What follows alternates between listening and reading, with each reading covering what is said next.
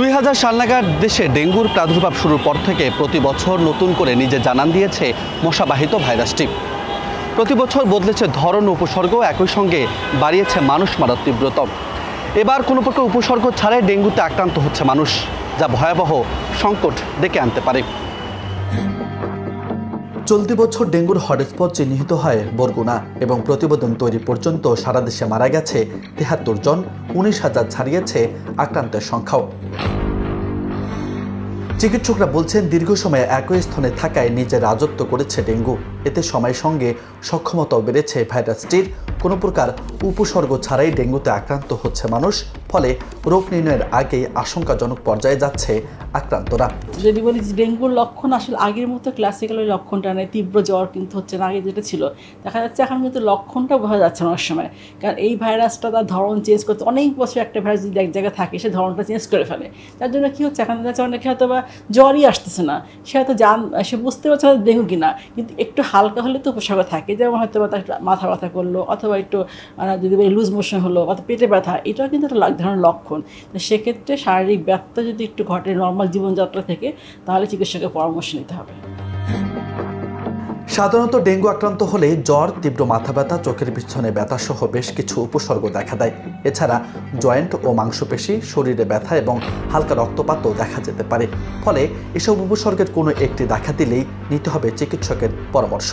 Dengue সারা বছরই রোগ, dengue যখন হয়ে যাবে তখন ট্রিটমেন্টের আওতা কিন্তু তাকে আসতে হবে, কারণ প্লেটলেট কাউন্টটা তার কত কমছে তাকে, কারণ ডেঙ্গু মেনলি কিন্তু ম্যানেজমেন্টটা ফ্লুইড ম্যানেজমেন্ট, জলীয় পদার্থের পরিমাণটা ঠিকমতো রাখা।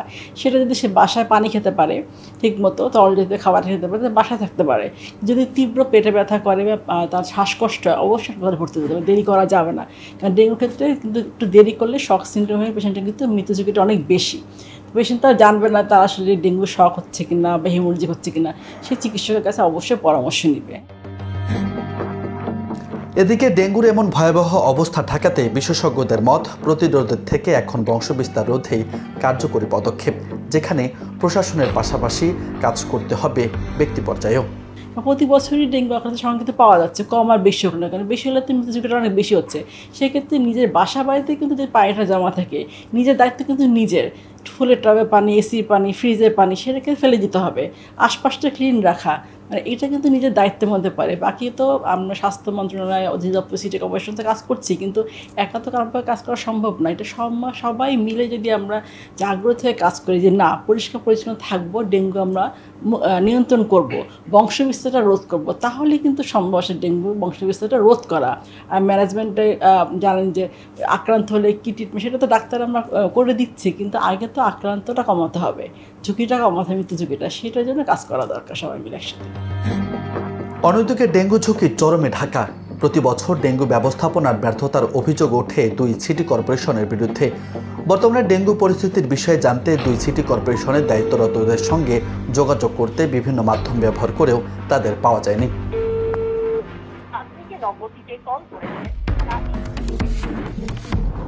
সরকারি ও বেসরকারি তথ্য বলছে 2000 সাল থেকে 2024 সাল পর্যন্ত দেশে ডেঙ্গু আক্রান্তে মারা গেছে 3000-এর অধিক মানুষ, যা সময়ের সঙ্গে আরও ভয়াবহ হতে পারে। ফলে ডেঙ্গু নির্মূলে এখনই ব্যক্তি ও সরকারি পর্যায়ে ব্যবস্থা নিতে হবে। রাজু আহমেদ, বার্তা 24।